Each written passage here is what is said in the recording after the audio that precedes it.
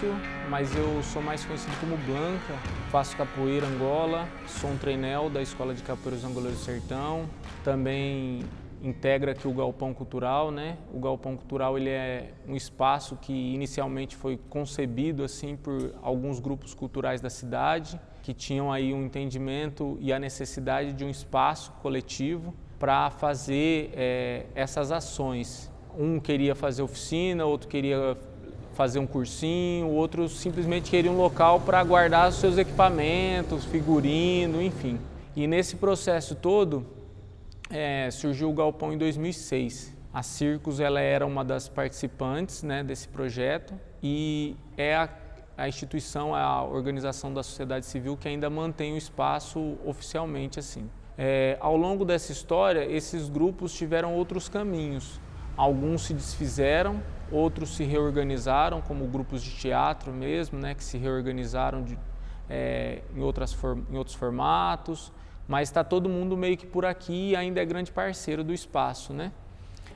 Nesse processo também surgiram outros grupos que foram compondo o espaço e hoje ele é isso, né? Ele é mantido pela Circos, Circuito de Interação de Redes Sociais, uma organização da sociedade que nesse ano de 2020 ou 2021 está completando 20 anos de existência oficialmente.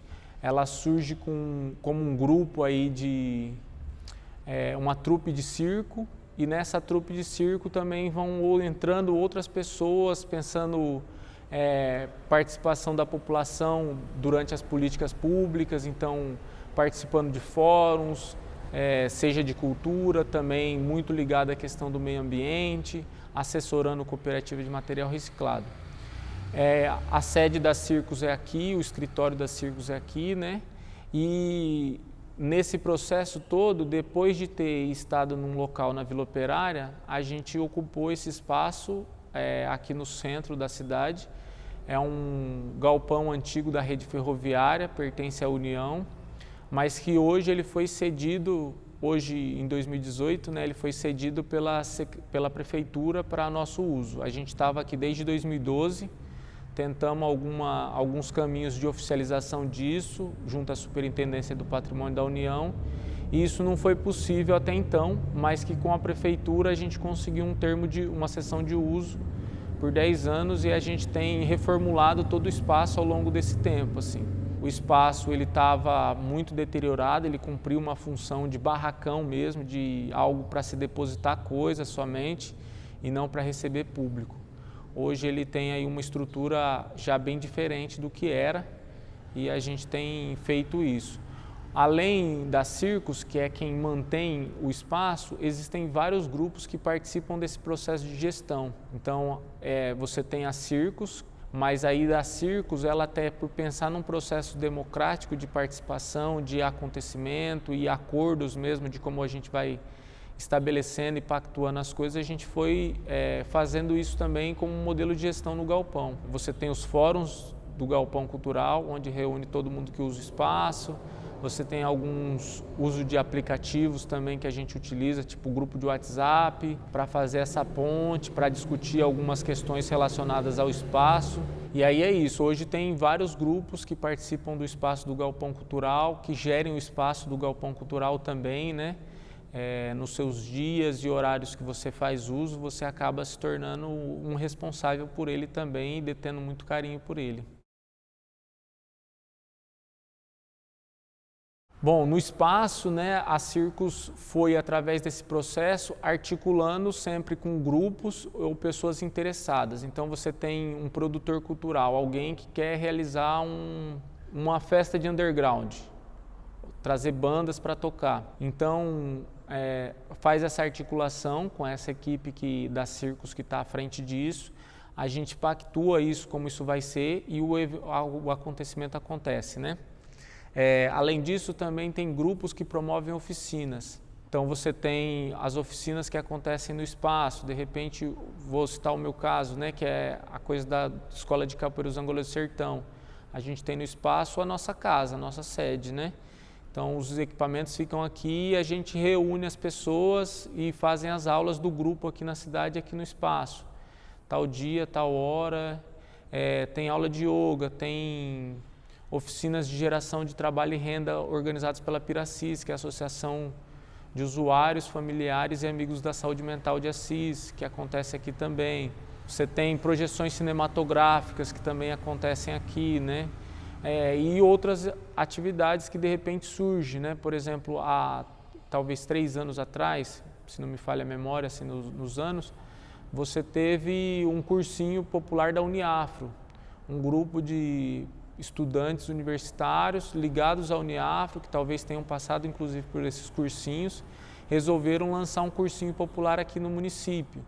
E aí onde você consegue um espaço com tamanha autonomia, você vem no horário que você estabeleceu, pactuou com a galera, faz uso, se você precisar de repente fazer uma aula a mais, um outro dia, e está disponível na agenda, você vem, faz também, enfim, é bem tranquilo assim esse uso. E a comunidade ela sempre chega, né? Você tem as oficinas, você tem as projeções, você tem os espetáculos, né? Então você tem grupos que acabam circulando pelo interior e aí nesse processo de circulação ele precisa de um espaço para apresentar o espetáculo e aí faz isso, né? Apresenta aqui no espaço, podendo inclusive de repente dormir aqui no espaço, tem alguns chuveiros, enfim, né? Consegue abrigar isso. Tem um encontro de capoeira Angola que acontece aqui também, então nesse encontro vem pessoas de várias localidades para cá, fica hospedada aqui, fica tendo encontros 3 dias aqui, tem atividades onde a população é aberta ao público, né, dessa programação, as pessoas vêm, passam, veem o que está acontecendo. Agora há pouco mesmo, né, veio uma pessoa querer saber o que está acontecendo, enfim, é super possível isso assim. No ano passado, a gente teve um edital de manutenção de espaços culturais, né? A gente, como as reformas foi algo que era possível ser executado durante a pandemia, a gente mexeu em bastante coisa mesmo, o espaço se modificou muito. Ele ainda tem questões delicadas, né, para serem mexidas, assim, até urgente mesmo, mas a gente conseguiu modificar muito. Então, o primeiro passo vai ser quando as pessoas entrarem nesse espaço novamente e verem a grande modificação que ele aconteceu. E aí, a nossa perspectiva é dele ser um grande centro de cultura, um centro popular de cultura, né? Onde as pessoas possam vir, fazer acordos, trocar ideia, se reunir, fazer uma oficina de arte, mas fazer outros tipos de oficina também, enfim. Um grande espaço público, né? Aberto para a comunidade. E onde, óbvio, né, a questão da gestão sempre é algo muito delicado, de como você faz a manutenção disso, de equipamento, enfim. Mas aquela coisa, né, de tudo nosso e nada nosso. Então, acho que essa é a grande pegada, assim, para o espaço. Nessa semana, eu vi um texto de uma moradora, atualmente ela mora num asilo, né, da Marisa, no Jornal da Cidade, no Assis City. Ela falando sobre o que são essas instituições asilares, assim. E a Marisa, eu me lembro da primeira vez que eu fui no Galpão. Ó, chego e me arrepio. Porque eu cheguei em Assis em 2007. O Galpão Cultural ele surge em 2006 e dia 8 de março é o Dia Internacional das Mulheres. E automaticamente eu pensei, pô, e aí, vai ter alguma coisa? Onde vai ter alguma coisa? E nesse processo eu já tinha um contato com algumas pessoas da capoeira que falaram que ia ter uma atividade de capoeira no Dia Internacional das Mulheres e ia ter um evento no Galpão Cultural. E eu vim para o Galpão Cultural, que era na Vila Operária ainda, e teve, depois de ter uma roda de capoeira, ter outras atividades culturais, também teve um sarau onde a dona Marisa estava apresentando algumas poesias e estava falando muito da Cora Coralina, que até então eu nunca tinha visto, assim. Então ela é uma escritora da cidade, que atualmente está numa instituição asilar por uma opção própria, né? Até conversei nas publicações ali com uma pessoa familiar que falou disso, o próprio Joãozinho de Marília, falou que ligou para ela esses tempos atrás e tal, falando a respeito. Então, foi um momento muito marcante para mim, assim, da potência que é o espaço, ou seja, um grupo de pessoas que queria organizar alguma coisa veio para o espaço. Outro momento assim muito marcante para mim acho que são os encontros de palhaço, né? A Circos, com essa tradição dela de encontro de palhaço, de trupe, né? Foi tendo aí também um know-how para fazer os encontros de palhaço. O que é isso? São vários espetáculos, bate-papo, enfim, que acontecem no espaço. A gente realizou 7 encontros de palhaço até hoje, né? Cada encontro de palhaço, assim, é o encontro, né? Esse é o momento mágico, é o encontro. Acho que o Galpão tem essa perspectiva, né? De você abrir e as pessoas virem e você fazer esses encontros. Então, o encontro que é grande, o encontro de palhaço, na verdade é o encontro que você estabelece entre uma pessoa e a outra. E isso é muito marcante, meu. De um palhaço que de repente desmembra o que está programado ali no ato, né? E reconfigura toda a cena. E ele se desmancha e dá um beijo num menino que está assistindo, num cara que está assistindo o espetáculo, que achou que ele não ia dar um beijo nele, sabe? Umas coisas assim muito, muito bonitas de ser visto, de quebrar barreiras mesmo, né? E, enfim, o público ia ao delírio nesse processo. A Mostra o Lixo, né, do espaço que a gente tinha na Vila Operária. Um dos momentos marcantes, pensando assim, né, também, foi ter a presença do José Mujica Marins aqui no espaço. Não nesse espaço, mas no Galpão Cultural. Através da Mostra o Lixo, trouxe um movimento cinematográfico, né, trouxe diversas linguagens artísticas que compõem a relação com o lixo, seja como concepção, mas também como produção. E o Cinema Boca do Lixo, do qual o Zé do Caixão faz parte, ele é uma dessas atrações que o espaço pôde ter durante esse tempo, né? E pensar outras coisas marcantes, poxa, os encontros de capoeira Angola que tem aqui no espaço, para mim, são algo muito foda, assim, sabe? São algo que mexem comigo de uma maneira ainda sobrenatural com relação a isso. Mas não dá para não pensar, por exemplo, na Batalha do Velho Oeste, que acontecia aqui na frente, né, já nesse espaço do Galpão Cultural hoje. Pensar aí o último encontro de palhaço, pensar a Feira Literária de Assis, né? E é muito interessante trazer a Feira Literária, e eu retomei dela agora, assim, porque a Feira Literária, a gente tinha vários artistas que pensavam em fazer o lançamento dos seus livros. E precisava de um espaço para fazer isso. Então, você lá, Bruno, vai lançar o seu livro, aí você entrava em contato e falava, eu quero fazer o lançamento do meu livro. Aí 2 meses depois, chegava uma outra pessoa que lançava um livro e falava, eu quero fazer o lançamento do meu livro. E aí a gente falou, peraí, vamos pensar em algo coletivo, em vez de ficar fazendo algo individual com relação a isso. E começou a surgir a ideia de uma feira literária na Circos, né? Na época, existia aqui a Escrita Assis, que é a Associação de Escritores de Assis, que se reunia na biblioteca uma vez por semana para ler, para pensar, até produzir um livro, né? Tem alguns aí à disposição também, que são doados assim, né?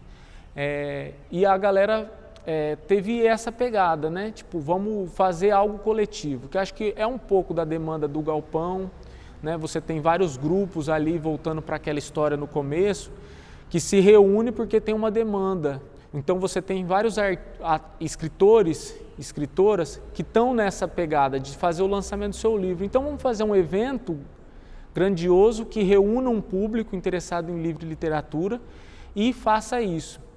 E aí foi a primeira feira literária, a segunda feira literária, a Escrita Assis não acontecia mais, mas tinha um outro grupo de leitura chamado Leia Mulheres, né, acontecendo no espaço. Então veio com essa proposta de trazer essa visibilidade para as mulheres no mercado editorial do livro, né? Então fez uma feira literária toda pensada nisso. Tem a terceira feira literária que veio pensando em literatura marginal, né? Então é isso, e ao mesmo tempo que você trazendo uma mesa, um espetáculo de música, você tem também isso linkado com o lançamento do livro. Então, em determinados momentos tem uma mesa de lançamento, a pessoa fala sobre como foi escrever aquilo, enfim. Então, são momentos assim muito, muito gratificantes assim no espaço, sabe? Que você ao vivenciando, vendo ele, você fala, que muito louco que é isso, que muito potente que é, né? Então, a Circos, o Galpão, tem sempre pensado nessa lógica de atuação, de pensar a rede. Falava para você um pouco da atuação da Circos, né, com assessoria a cooperativas de material reciclado. Então, como que esses trabalhadores e trabalhadoras ali inseridos nesse processo de precarização do trabalho se organizam de maneira coletiva para enfrentar esse mundão do mercado capitalista, né? E tentando pensar num processo de criação de uma nova economia. Então você tem a Feira de Economia Solidária que acontece no espaço, você tem a participação nossa junto ao Fórum Assisense de Economia Solidária também, que está em plena movimentação, mas você tem também a participação tentando pensar esse processo coletivo do artista, né? Das pessoas que estão relacionadas ao processo de cultura, do trabalho com a cultura, que cada um está muitas vezes no seu espaço, produzindo ali, no seu processo de criação, e como que a gente traz isso para um todo, inclusive para reivindicar ações, né? Políticas públicas, que realmente tirem essa categoria de uma precarização. Você vive uma pandemia onde aí, de repente, nossa, tem uns artistas, né, que ninguém pensa nessa categoria. Ninguém pensa que o artista tem que pagar suas contas, ninguém pensa que acha que tudo isso é um dom divino, né? Quando na verdade é muito estudo, muito trabalho aplicado àquilo, formação e formação para que aquilo resultasse numa peça de teatro que você vem assistir e acha aquilo, porra, muito lindo, muito mágico, mas aquilo tudo tem um processo posto, né? Então, enfim, acho que essa é uma das potências assim do espaço, da atuação. Eu vou começar pensando um pouco dessa coisa de como se constrói um espaço. Você tem um grupo de capoeira, você quer dar aula de capoeira. Vou dar um exemplo, mas poderia ser eu tenho o meu grupo de teatro, enfim. Quero ter um local para me apresentar, enfim. Você tem essa coisa, né? Quero um local para ensaiar, quero um local para fazer exibição cinematográfica. Você pode alugar um espaço e fazer isso. Você pode pegar um espaço na sua casa e resolver pegar um quarto da sua casa, uma parte da sua casa, uma garagem e construir um espaço de capoeira, ou um espaço de exibição cinematográfica, enfim. O galpão, ele é um sonho coletivo. Acho que isso tem que ser pensado assim, né? E nesses sonhos coletivos, algumas coisas se esbarram, nem tudo é beleza, nem tudo flui da maneira bela e harmoniosa, também existem conflitos, né? Então, mas esses conflitos faz com que a coisa seja ainda mais potente, porque nesses processos todos, a gente, quando está a fim de se rever e de avaliar, a gente vai entendendo processos e dinâmicas diferentes, seja históricos de linhas artísticas, linguagens artísticas diferentes, tem públicos diferentes que atuam, seja na produção, mas também na apreciação dessa coisa, e ela tem uma dinâmica que ela é diferente. Então, como colocar tudo isso dentro de uma caixa ou dentro de um galpão? Então, aí eu venho te responder isso, que é o quê? Não existe um parâmetro único para as coisas acontecerem no galpão. Tudo é pactuado e conversado, mas também tudo pensado dentro de uma lógica democrática, de democratização disso. Ou seja, se eu vou trazer uma banda para tocar aqui, da onde vão sair os custos para essa banda tocar aqui? Eu sou um produtor independente, quero fazer isso, não tenho apoio, não tenho PROAC, não tenho não sei o quê, secretaria, não tem nada. Então é preciso pensar que isso vai ter um custo. Você, para entrar e assistir um espetáculo, isso vai ter um custo. Porque senão o trabalhador está pagando duas vezes, né? Não só trabalhando, como pagando por outro processo também. Então a precarização que acontece na arte, ela acontece. Mas aí você vai tendo possibilidades de diálogo, né? Então a gente vai pensando nessas possibilidades de diálogo no espaço. Você vai usar o espaço para fazer uma oficina ao longo do ano. O que é possível? Eu não consigo fazer isso, não consigo fazer aquilo. Você consegue fazer uma faxina no espaço, então você consegue fazer uma manutenção do espaço de uma maneira um pouco mais tranquila, né? Então você vai pensando em acordos para tentar transformar essa arte em algo democrático, em algo sem custo para as pessoas. Mas sem custo talvez não seria a melhor palavra, tá? porque existe um custo posto do PROAC. O PROAC não é uma benéfica do Estado, é um direito e que deveria ter muito mais. As pessoas deveriam ter esse acesso. As pessoas deveriam ter acesso a essas produções de maneira muito mais. Então, você tem aí entradas simbólicas, você tem mensalidades que tentem pagar um pouco desse processo, desse artista que está ali, dessa pessoa que está ali trabalhando, ministrando uma oficina, mas você também tem atividades de pessoas que têm o seu trabalho, então você trabalha lá de segunda a sexta, e aí você tem uma afinidade com determinada linguagem artística e você quer fazer isso. Você quer ministrar essa oficina, você tem o seu trabalho, mas você quer apresentar um espetáculo aqui no espaço. Porra, fechou, vai aí. Ah, não, vai ser gratuito. Boa, perfeito também. Então é pensar que existem cenários muito diferentes, né, do artista. Tem um artista que vive daquilo, tem um artista que não vive daquilo, tem um artista que vive daquilo, mas tem um edital de fomento, tem a pessoa que tem um edital de não tem um edital de fomento. É uma infinidade como é a cultura e a arte aqui no interior, né? Fazer isso é muito maluco. Não existe um parâmetro único, né? Uma das oficinas da Mostra o Lixo foi a oficina de pinhole, né? Nas 2 edições da Mostra o Lixo teve aquela oficina de pinhole, que a galera sai com uma caixinha construída, aquele material vai no sol, deixa lá 10 segundos, dependendo da luz, né? Porque pode queimar ou não, fecha, vai para a câmara lá, tá a luzinha escura, bota no revelador, no isso, no aquilo, fixou, porra, saiu minha fotinha, sabe? Então tem essas dinâmicas, né?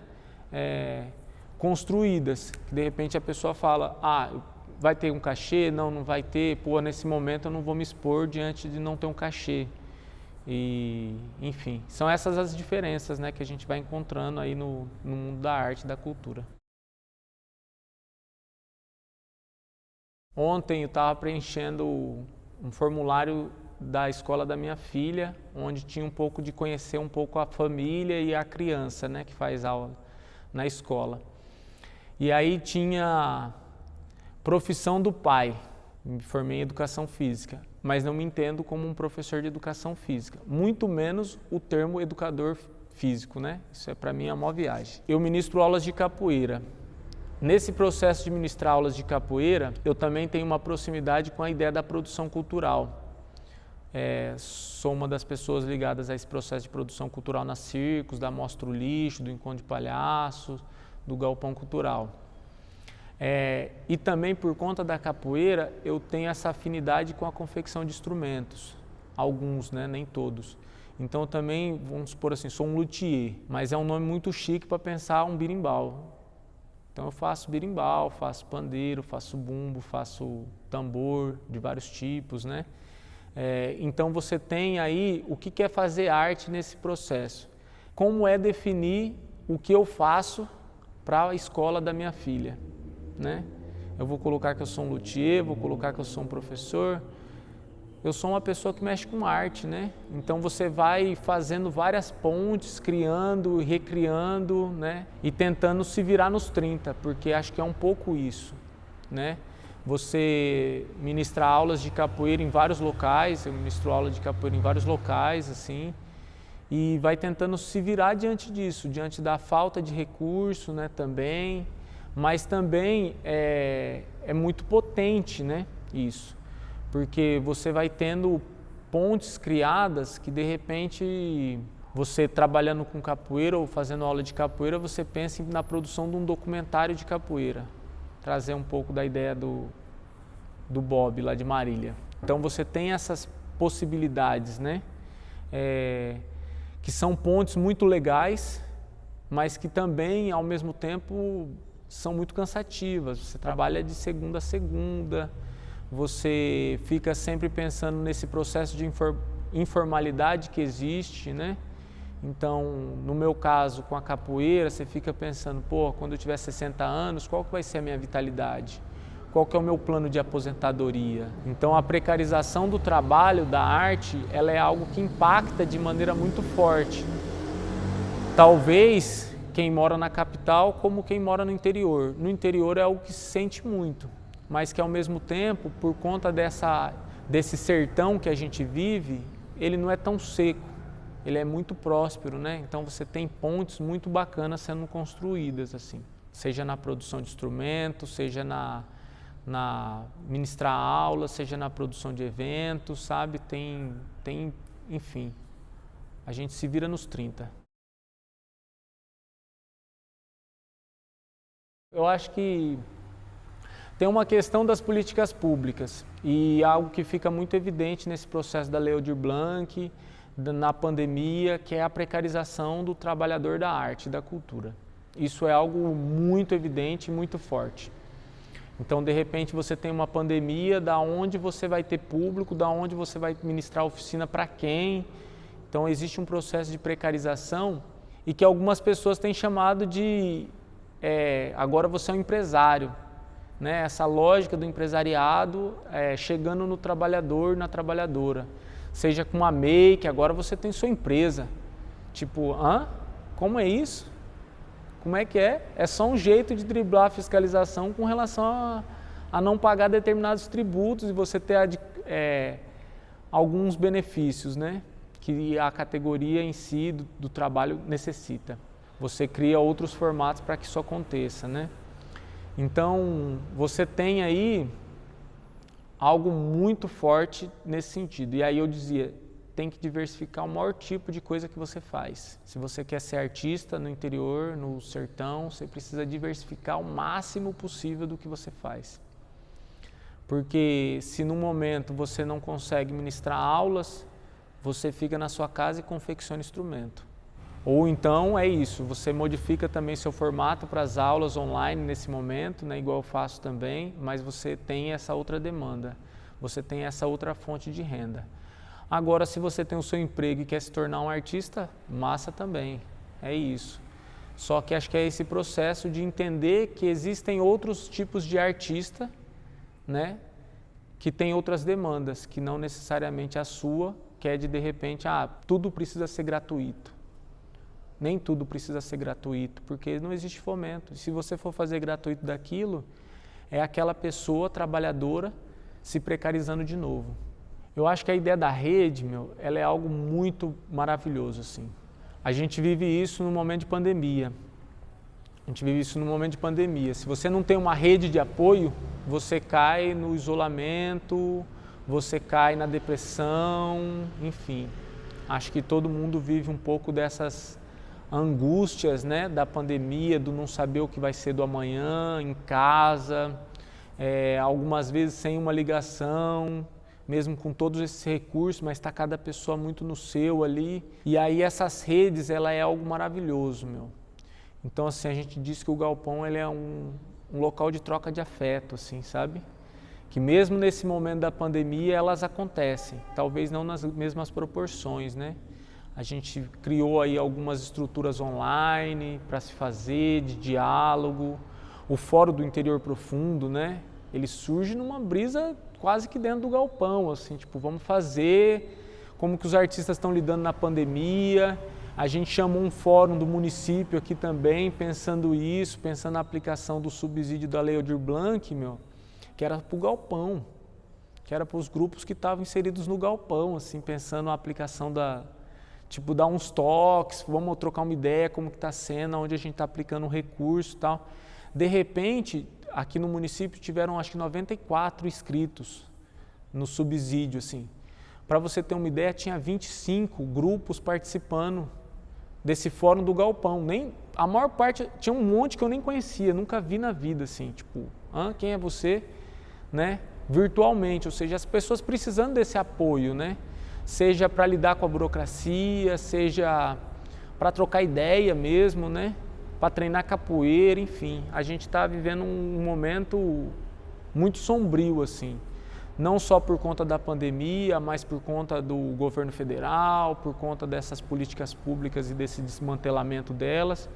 E que se a gente não fortalecer essas nossas redes, assim, é algo que tende a ficar nesse isolamento, nessa depressão, nesse enclausuramento mesmo da alma, né? Na escravidão, no processo de escravidão no Brasil, muitas pessoas que foram escravizadas assim morreram de banzo. Banzo ela é uma depressão. Imagina o que é você ser tirado da sua casa, ser tirado da sua família, ser separado e estar numa condição de trabalho super precarizada, né? Que é o trabalho da escravidão, assim, que é a escravidão. E a capoeira eu sempre falo que ela é isso, né? Ela é esse processo de resistência, mas não a resistência que vai lutar um com o outro, que vai brigar com um com o outro, mas que vai criar essa rede, né?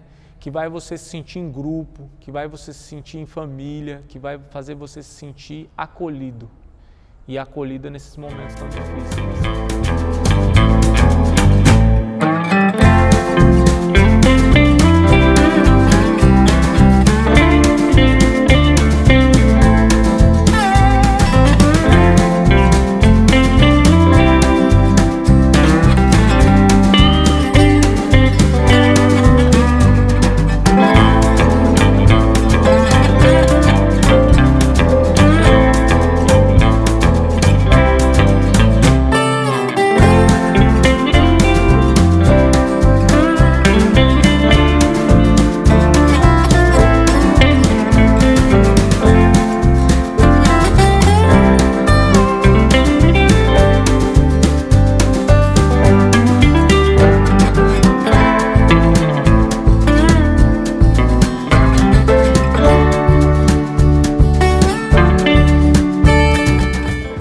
João Gustavo, né?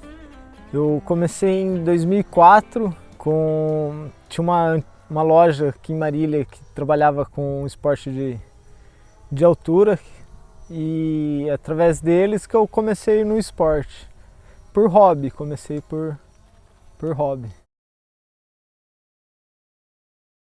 Atualmente você sempre vai ganhando cada vez mais confiança, né? Mas no começo o que chama atenção é a questão da adrenalina, né? Você sentir, né, a altura, se desafiar. E um esporte que a cidade oferece muitos lugares, né, bonito e bons para se praticar, né? Então isso que me atraiu bastante. O fato de você poder sair da rotina também, né? E a questão da altura. A altura me fascina bastante. Temos bastante cachoeira, né?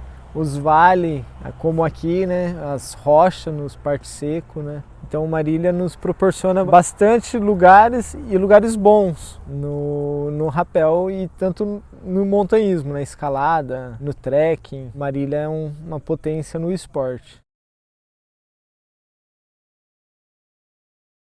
Poderia ter uma manutenção a mais, né, com sinalização, né, essa parte de recolhimento de lixo, porque não só as pessoas que trazem o lixo, mas a própria chuva, né, o pessoal joga lixo na cidade e acaba vindo para os lugares.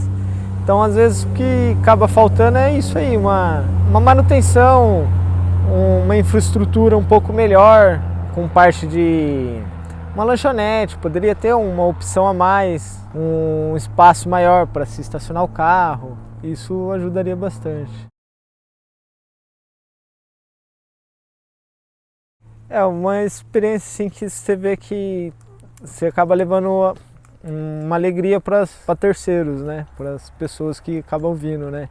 E às vezes pessoas que jamais imaginaria que teria na própria cidade, né? Acham que para fazer um esporte de aventura teria que estar indo para uma cidade do outro, né? Tem que viajar e é interessante isso, né? É legal você ver a satisfação do seu cliente, né? Depois que acaba a atividade, ter se aventurado, ter conhecido algo novo, né? Isso acaba nos dando um prazer também.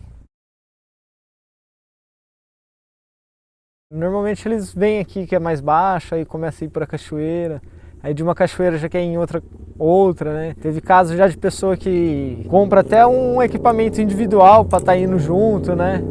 Então isso acaba acontecendo também, né? Você acaba plantando aquela sementinha na pessoa e a pessoa procura, às vezes, conhecer mais, né? Buscar outros lugares para estar praticando também, então acaba rolando essa troca. Sim, a minha meta eu sou educador físico, né? Trabalho já com esporte, trabalho com cross trainer, né? E acredito que futuramente pretendo implementar também junto com o vertical. Tenho esse sonho de poder trabalhar com esporte de aventura, né? Somente focado nisso. Falta um pouco de investimento na questão pública, né? Mas a falta deles do investimento é a liberação. Isso que às vezes acaba empatando nós, né? Fica um jogo de parado, onde tem lugares fantásticos para se estar trabalhando, né? Investindo, né? E eles acabam penando nessa questão de autorização. A maioria das coisas nós que fazemos por conta própria, né? Equipamento, né? Hoje em dia você investir em equipamento é caro, não é barato, porque nós trabalhamos com equipamento próprio para montanhismo, né? O pessoal acha, é só comprar uma corda e tal, mas a corda não é a mesma corda que você vê de um pintor pintar numa casa, num prédio, são outras cordas. Mosquete, equipamentos são diferentes, né? Então tem esse investimento aí, nós que investimos também por conta própria. Estamos batalhando aí para desenvolver cada vez mais o esporte, mas falta apoio dos órgãos públicos. Nós trabalhamos com cordas do montanhismo, né? Elas são de 11 milímetros. A grande diferença é os equipamentos, né? Que o pessoal acha que existe mosquete de marca, de montanhismo, e existe mosquete de EPI, que se trabalha em obra, né? Então essa é a principal diferença, né? A diferença existe equipamentos para trabalho em altura dentro da cidade, em obras, e equipamentos de trabalho em altura no montanhismo. Então essa aí é a diferença, né? Então corda para montanhismo é corda para montanhismo, corda para trabalhar em altura é corda para trabalhar em altura, né? Mosquete, freios, né? Essas partes, então tudo tem dentro do montanhismo e dentro dos trabalho de obra.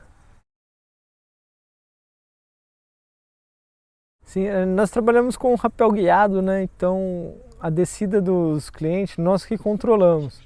É mais para tranquilizar a adrenalina dele, por causa da altura, que é isso aí que acaba atrapalhando um pouco às vezes. A pessoa chega bem na beirada, ela não está acostumada com a altura. Então ela começa a entrar em pânico. Então é aprender a controlar o medo. O trabalho nosso mesmo com o cliente é controlar o medo dela da altura, porque aí a descida nós que guiamos elas. Elas têm um domínio ali até certo ponto, mas a descida em si é realizada pelos instrutores, para ter esse total segurança, né? A pessoa, o cliente, ele não tem a prática de descida, então nós que descemos ele, para ter essa segurança. Eu acho que a mais marcante é a Cachoeira da BR, né? Aqui em Marília, conhecida, que é uma das mais altas, que você desce e sobe pela corda. Essa que ficou o marco e é um lugar inacreditável dentro da cidade, muito alta, um vale incrível, que aquilo lá me marcou. Falei, não, é isso que eu quero levar para a vida mesmo, porque lá você vê o quanto o mundo é grande, né? Você está pendurado numa cachoeira de 60, quase 70 metros de altura, você vê o tamanho da dimensão da natureza, né? A adrenalina bate a mil. Se desconecta de tudo, né? Você se conecta com a natureza. Você está pendurado lá, debaixo de uma água a 70 metros de altura. Então a adrenalina corre solta. Aqui em Marília acontece alguns casos de acidente, né, de moradores que acabam indo, conhecem os locais, né, acabam indo sem uma instrução, sem equipamento, né, aí é onde acontecem os acidentes, né, que a pessoa fala, nossa, mas você está lá a 70 metros, mas eu estou seguro, eu estou mais seguro do que eu andando de carro numa rodovia, porque lá eu estou preso, a chance de quebrar é zero. Tem backups, né? Nós trabalhamos sempre com backups, se quebrar um tem o outro sempre, nunca existe, se for só nenhum. Se quebrar um, tem o outro. Então, quebrar o outro, tem o terceiro também, é seguro. E isso que nós pedimos para as pessoas, né? Evitem de ir sem um instrutor, sem um guia. Pode se perder na mata, pode encontrar abelha, cobra, né? Porco do mato. Ou até mesmo na beirada, se você chega, escorregou, não segura, tem que estar preso. Então, o pessoal que tem esse gosto pela natureza, quer conhecer, pode estar procurando nós, que a atividade é segura, se torna cada vez mais segura. Cara, começou por curiosidade, né? Há cerca de uns 10 anos atrás, conheci um amigo, através dele comecei pelo turismo mesmo, para passear. Aos poucos fui aprimorando, fazendo alguns cursos, pegando mais conhecimento com ele. E aí comecei a operar com ele, né? Como fotógrafo de esporte vertical, né? De aventura. Por um período ele acabou parando as atividades na cidade, aqui em Marília. E aí iniciei com outro grupo, que é o João. E aí nós fundamos a Vertical Rappel em Marília. A Vertical Rappel funciona com agendamento prévio, né? Principalmente hoje na pandemia. Então a gente está trabalhando com um limite bem reduzido, de 5 a 7 pessoas, né? De preferência da mesma família, todos, né? Que acaba não tendo interferência de vir outras pessoas de fora. Então nós trabalhamos com agendamento prévio, sendo de sábado, domingo ou feriado, né? Todos nós da Vertical Rappel temos uma segunda atividade, então a gente executa esse trabalho de esporte, de aventura e turismo para fomentar a cidade e as pessoas da cidade também conhecer um pouco mais da cidade, né, os vales e também as cachoeiras que aqui temos aos finais de semana. Então essas pessoas entram em contato com nós via Instagram, WhatsApp, Facebook, através de indicação de outros amigos que tiveram essa experiência incrível em conhecer um pouco mais da nossa cidade. Agendamos eles e levamos eles para conhecer as belezas que a cidade oferece. Para algumas pessoas é uma coisa muito inédita, né? Recentemente atendemos um grupo, um senhor já tem quase 62 anos, se eu não me engano, e ele é nascido, criado na cidade, e ele sempre ouviu falar que tinha cachoeira, mas nunca conheceu. Aí através de nós ele conheceu e para ele foi incrível, né? Ele ficou deslumbrado com a tamanha beleza que a cidade tem, né? Em meio à natureza, e uma das cachoeiras que são dentro da cidade praticamente. Ela está em torno aí mais ou menos de uns 2 km da rodoviária, né? Uma cachoeira de 50 metros, água totalmente potável, né? E para ele falou que foi uma experiência incrível, que ele nunca imaginou que teria isso dentro da cidade. Então na atividade nossa do Rappel sempre está incluso o seguro de vida, embora esperamos que ninguém possa usar, né? Então ele cobre acidente odontológico, acidente médico, né? Oferecemos as fotos, que é uma forma de eternizar essa memória dessa pessoa que vai estar ali praticando a atividade, né? Esse registro, né? Que ela sempre vai olhar aquela foto e vai lembrar, muitas vezes, de uma forma que ela quebrou o medo, né, da altura, que muitas pessoas às vezes têm medo de altura. Então, fazendo essa atividade que é totalmente segura, ela acaba ficando bem contente com isso. E aí, o sistema que a gente trabalha são com 2 cordas, sendo uma via principal que é conectada no cliente, onde ele tem total autonomia, e uma segunda corda que nós fazemos a segurança. Então sempre fica uma pessoa em cima, que a gente chama de segue, alguns lugares chamam de anjo ou de vida, e uma terceira pessoa embaixo, né? Então assim, o risco é zero. Se ela escorregar por conta do limbo, né, o lodo que forma na cachoeira, ela vai ficar pendurada. Então a pessoa que estiver embaixo, o segue, vai esticar essa corda e vai travar essa pessoa. Tanto o segue que estiver em cima, fazendo a descida dela. Então ele trava e a pessoa não desce, até que ela se restabeleça, volte a acalmar, né, por conta do estado de euforia que acaba ficando, na adrenalina. A gente vai dialogando com ela, conversa, se for o caso, descemos na lateral junto com ela, para ela se sentir um pouco mais segura. Então dessa forma é o rappel que a gente realiza na cidade, né? Uma atividade bem segura. Uma das orientações também é sempre a pessoa se alimentar bem, né? Um dia anterior. E no dia seguinte tomar um café da manhã que não seja tão pesado, né? Se ela tiver um hábito de comer frutas, né? Um pão, tomar um leite, um café da manhã normalmente que ela consegue ter na casa dela, no dia a dia. E a gente também orienta dela levar uma barra de cereal, algumas frutas, água. Entre uma descida e outra, que a gente trabalha com 2 descidas, né? Que a primeira descida a pessoa às vezes acaba que não consegue curtir, né? por conta da adrenalina que ela está ali no estado eufórico. Então na segunda descida a gente acaba de dar algumas orientações, coloca ele na corda, corrige algumas coisas, ó, se você fizer dessa forma vai ser melhor, se você colocar o pé assim fica melhor, te estabiliza, né, para você não escorregar. E aí nesse intervalo entre uma descida e outra, a gente sempre orienta para eles trazerem um pouco de água, um suco, algumas frutas, uma barra de cereal para repor essa energia para descer novamente e curtir o rapel.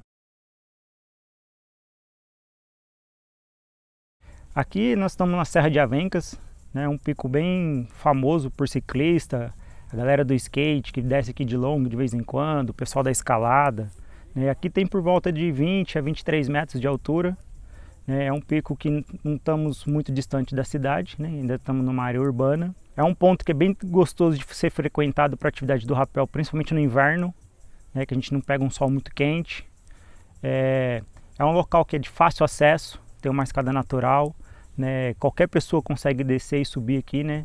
Para poder fazer a prática do rapel, independente do seu estado físico, se faz academia ou não. Recentemente tivemos uma criança de 8 anos que fez a descida aqui de rapel e logo na sequência os familiares também levaram ela para a cachoeira. Então pegamos uma cachoeira de 50 metros, no qual essa criança conseguiu descer, né, para vocês terem uma ideia de como a atividade ela é bem segura, né? Dá uma impressão que às vezes seria uma irresponsabilidade dos pais trazer uma criança para um esporte desse. Querendo ou não, ele dá essa questão do risco, mas ele é uma atividade totalmente bem segura, sendo bem executada.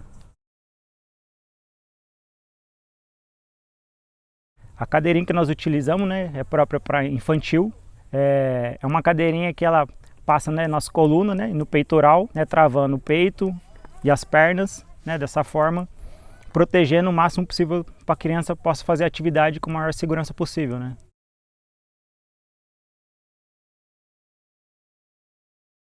No ano de 2019, mesmo em meio à pandemia, né, tomando todos os cuidados possíveis, trabalhando como eu comentei, né? Por isso até que a gente fechava um grupo, principalmente dando a preferência para familiares, né? Então cada um com o seu equipamento exclusivo, desde a hora que encontrava no ponto de encontro, equipava, higienizava e a pessoa ficava responsável pelaquele equipamento até a descida e o retorno, e aí sim era armazenado dentro de uma outra mochila para poder fazer a energização. Mesmo com toda essa situação, no ano passado nós atendemos 382 pessoas. Vamos imaginar que essa pessoa que veio gente de São Paulo, tinha gente do Rio de Janeiro que estava passando férias aqui, veio a visita. O pessoal da região aqui no raio até de 200 km a gente conseguiu atender. Vamos imaginar que essas pessoas gastou em torno de R$200 por um final de semana entre alimentação, gasolina e atividade do rapel. Isso em um ano dá quase R$76 mil. Pensando na fomentação do turismo para passeio, com as atividades de esporte de aventura na cidade, seja o bike, trekking, né, que é caminhada sobre trilha, o rapel, a escalada e tantas outras coisas que pode ser agregada para o turismo da cidade, isso gera muito, né, não só dinheiro, mas mão de obra e fomenta outras questões para o turismo da cidade, como uma feira de artesanato que a pessoa pode depois levar uma lembrança para lembrar da cidade, né, como as questões do dinossauro, né, que o pessoal da Associação dos Artesãos de Marília, feito à mão, estava produzindo alguns dinossauros para que fomente mesmo essa questão, né, na cidade, hoje com um museu aí de paleontologia. Se os órgãos públicos trouxessem essa visão, juntamente com órgãos privados, essa instalação e a canalização de alguns pontos que ainda tem o escoamento do esgoto dentro da cidade, ela, no meu ponto de vista, ela tem potencial muito forte para ser instalado não só essas práticas de atividades verticais, mas também tirolesa e até mesmo ser um mirante para contemplar o pôr do sol, que Marília tem um pôr do sol muito incrível, né?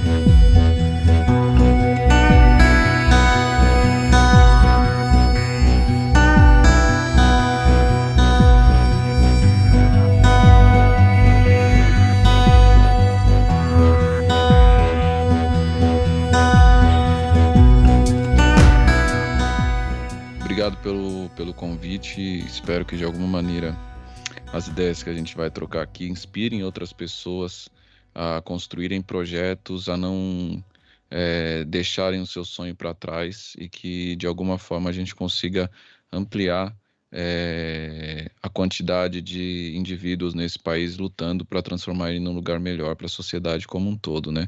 Então, a Lab Fantasma, na verdade, é um coletivo de amantes de pessoas, na verdade, que são inconformadas com a mediocridade que se estabeleceu nesse país. Eu diria que hoje a gente ocupa muito esse espaço de esperança e principalmente de uma plataforma que conseguiu mostrar para o Brasil a quantidade relevante de jovens que poderiam ocupar esse espaço de transformação e fazer do Brasil um país que veja na arte, na cultura, no entretenimento uma ferramenta potente, não só de transformação, mas também de potencialização de riqueza e, inclusive, dar aula disso para o mundo, né? Eu acho que o povo brasileiro é um dos povos mais criadores, só que a gente sabe muito bem, criadores não, mais criativos, e a gente sabe muito bem que, infelizmente, a gente da Lab no Brasil não é a regra, infelizmente a gente é a exceção. E para a gente custou muito caro ser a exceção, custa muito caro todos os dias, porque isso rouba a nossa humanidade, na verdade. Mas eu acredito muito que a força dos nossos antepassados, os nossos orixás, toda a energia espiritual, alimenta a nossa vontade de vencer esses obstáculos aqui no plano material, para que a gente consiga resistir e deixar uma semente grandiosa no tempo que a gente viveu, que possa inspirar não só hoje, no nosso tempo, as pessoas que acompanham o nosso trabalho, mas que seja um instrumento potente de inspiração também para as novas e futuras gerações. Porque, infelizmente, a gente sabe que não é fácil e eu não venho nunca trocar uma ideia para inspirar as pessoas através de uma liderança, como se esse espaço de líder fosse um lugar para pessoas que vêm de onde a gente vem ser fácil de ser conquistado. Não. Na verdade, são muitos desafios. O caminho precisa ser mais justo e igualitário para que todas as pessoas possam, de fato, expressar suas potencialidades através do campo que tiverem talento para isso, mas, infelizmente, o Brasil não dá oportunidade e ceifa nossas vidas. Então, é importante, nesse momento, que o nosso trabalho, pela contemporaneidade que ele tem, possa não só ser um elemento principal de injeção de ânimo na nossa própria autoestima para continuar, mas que isso inspire outras iniciativas similares, Brasil afora e mundo afora. Então, eu diria que é um coletivo de amantes, de pessoas que acreditam que a arte tem um valor que não é medido só por views, e que a gente comprova isso diretamente todos os dias pelas vidas que a gente transforma, partindo da nossa própria. Foi muito ouvindo a nossa intuição no começo.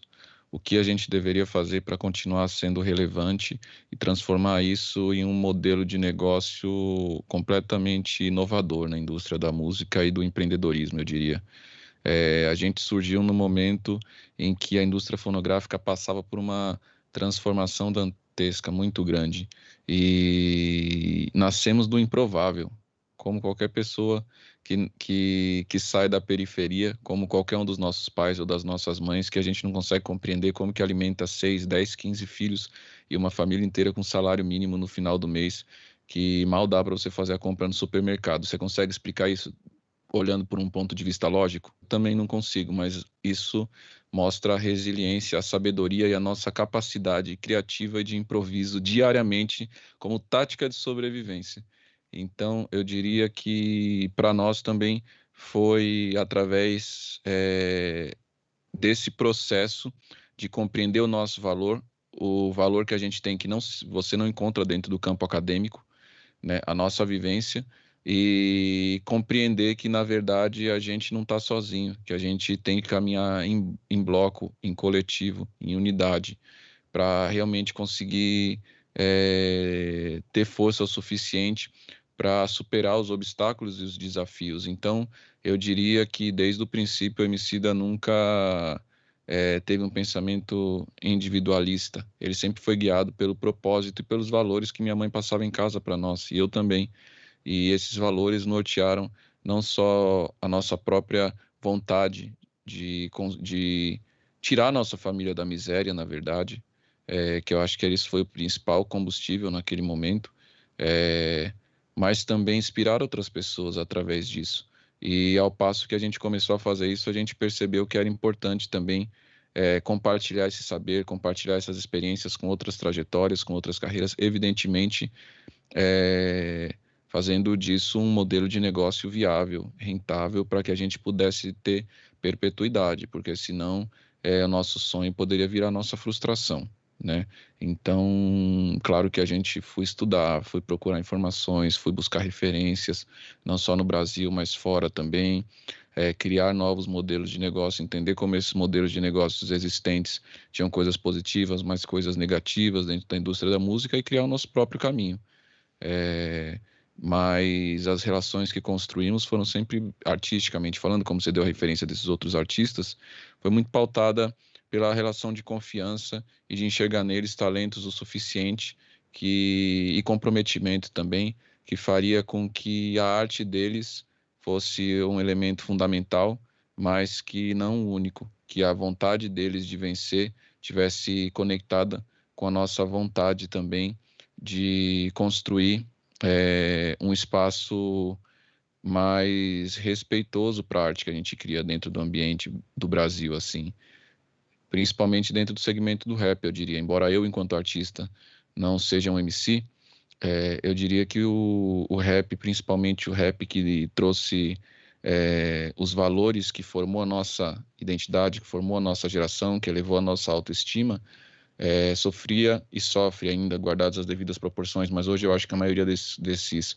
preconceitos estão mais atribuídos ao gênero do funk do que propriamente dito do rap, pelo holofote que o funk está carregando hoje, que foi um holofote que o rap carregou desde o final dos 80 até meados dos anos 2000 no Brasil. E eu acho que na última década isso veio forte dentro da cultura hip hop, dentro do rap como um elemento musical.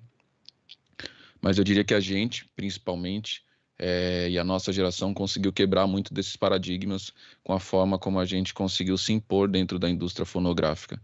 E eu acho que isso foi um papel vital que a Lab conseguiu fazer e contribuir com a emancipação dos modelos de negócios que vêm da periferia para dentro da indústria da música e valorizar isso, negociar de igual para igual, entendeu? Sabendo que a nossa arte, além de ter valor, ela gera receita e por isso ela precisa ser respeitada no mesmo nível de qualquer outro grande intelectual, artístico, que de alguma forma a mídia, os meios de comunicação e a indústria veem com valor superior à arte que a gente produz dentro da quebrada. E eu acho que por isso a gente teve que, na verdade, renegar algumas propostas porque elas não faziam sentido ou não iriam respeitar a integridade do que a gente acreditava que era vital para a nossa perpetuidade, para a nossa, principalmente, independência diante desse cenário tão desumanizante que a gente vive dentro da indústria fonográfica, dentro da indústria da comunicação e dentro da indústria do entretenimento. Foi um instinto, mano, por isso que eu falo tanto dos orixás, por isso que eu falo tanto da nossa intuição e que muitas vezes até esse próprio segmento virou muitas costas pra gente, foi muito dolorido. Mas teve um momento da minha vida em que eu consegui me desprender muito disso e compreender que eu era um ser humano em evolução. E o Emicida também. E eu diria que a gente é uma alma complementar. Muitas vezes até as pessoas que nos rodeiam não conseguem compreender da onde a gente tira a força para conseguir fazer as realizações que a gente consegue. Mas ter uma pessoa que te complementa, que te preenche, tanto artisticamente quanto executivamente, nos dois casos, tanto de mim para ele como dele para mim, eu diria que foi muitas vezes aonde a gente conseguiu ter força para passar e superar todos esses desafios e obstáculos, porque não foi fácil mesmo, não vem sendo fácil mesmo diante desse momento da pandemia, mas eu diria que nos últimos 12, 13 anos, eu diria que nos últimos 4, 5 anos, o mercado, de uma maneira geral, passou a olhar para a gente com um pouco mais de respeito, porque até então os olhares que a gente sentia, até mesmo dentro do segmento, era um olhar de descrédito. E o que a gente foi procurando fazer, que eu acho que é relevante para qualquer criativo e criador negro, é construir um ambiente anti-cancelamento, eu diria. Porque eu sei que hoje ou amanhã, se as pessoas quiserem atacar eu, Evandro Fiotti, elas vão achar falhas para isso, porque eu não sou perfeito e nem quero ser colocado nesse lugar da perfeição. Mas eu sei que se eu construir uma rede potente, política, onde a gente desenvolva pessoas com ideais, com ideias conectadas com as nossas, a semente que a gente brotou nunca vai se desfazer. O começo da nossa trajetória foi muito de maneira intuitiva, de verdade, pela necessidade de sobrevivência. Mas a gente sempre foi muito norteado e xereta, curioso, para compreender como as coisas funcionam no ambiente digital. Se você faz uma retrospectiva dos primeiros anos da trajetória do Emicida, por mais que de maneira intuitiva, sempre houve uma estratégia muito bem pensada em relação a isso, porque ele sempre soube para quem ele queria cantar e para quem a mensagem dele era relevante. Então, se você pega o momento das batalhas, por exemplo, quando ele começa a ter a visibilidade, tem mais de 1 milhão de views no YouTube, sendo que nem computador nós tínhamos em casa, esse montante de visibilidade que a plataforma YouTube, que o momento que a gente passava ali de ebulição tecnológica e também de um Brasil que passava por um momento bom economicamente, né? O Brasil era ali a 5ª economia do mundo, salvo engano. Isso tudo possibilitou que a nossa arte saísse única e exclusivamente do quartinho nosso na quebrada, né? Do quartinho que eu dividia com ele, e isso fosse alimentar a esperança em vários lares do Brasil inteiro, né? Através dessas batalhas que eram subidas no YouTube, e as pessoas quisessem de alguma maneira chegar perto do Leandro, do Emicida naquele momento. E algumas pessoas muito importantes, por exemplo, como Felipe Vassão, que tinha uma visão mais completa do mercado da música, conseguiram nortear ele estrategicamente do que fazer com isso, né? Então, depois ele lançou um canal no MySpace, foi um dos artistas que teve mais visibilidade no final do MySpace, né? Entre 2007 até 2011, ali mais ou menos.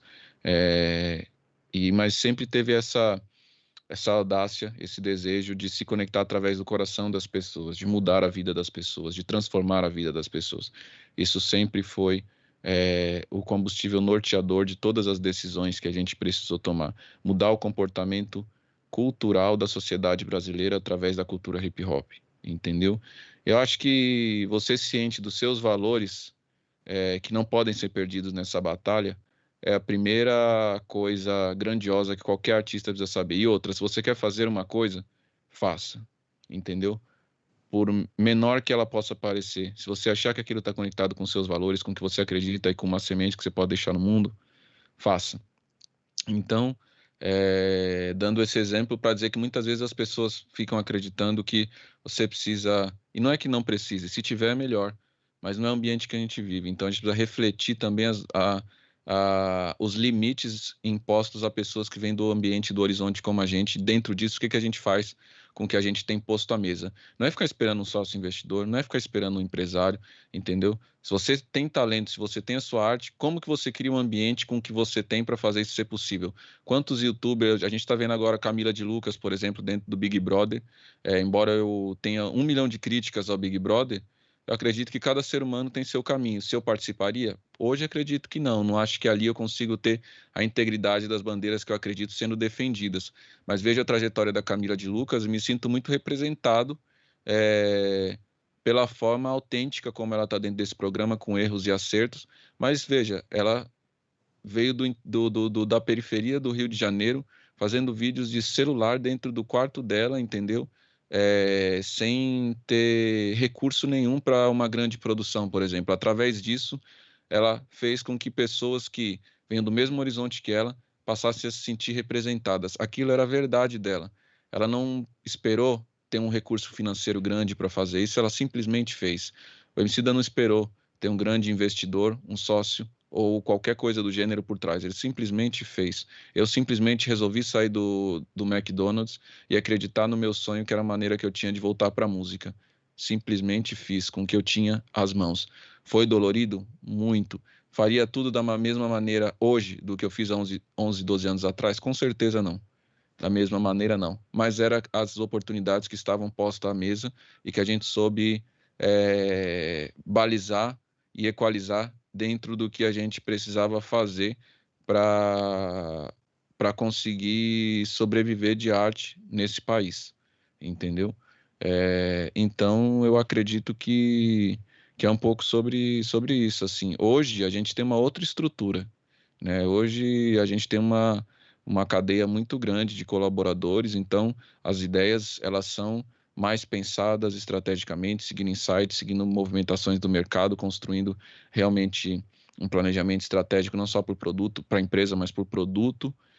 Isso, claro que ajuda imensamente, entendeu?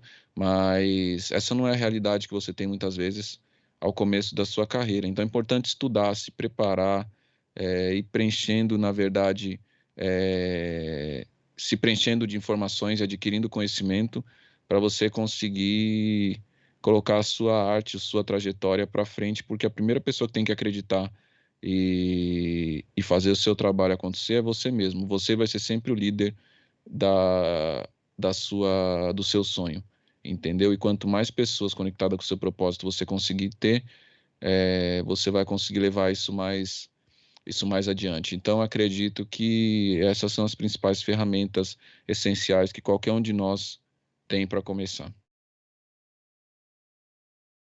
Tem alguns traumas que a gente carrega, porque, assim, diferente da imagem que é vendida do empreendedor brasileiro, que está nas maiores revistas de negócios do Brasil, esse perfil não representa um cara como eu.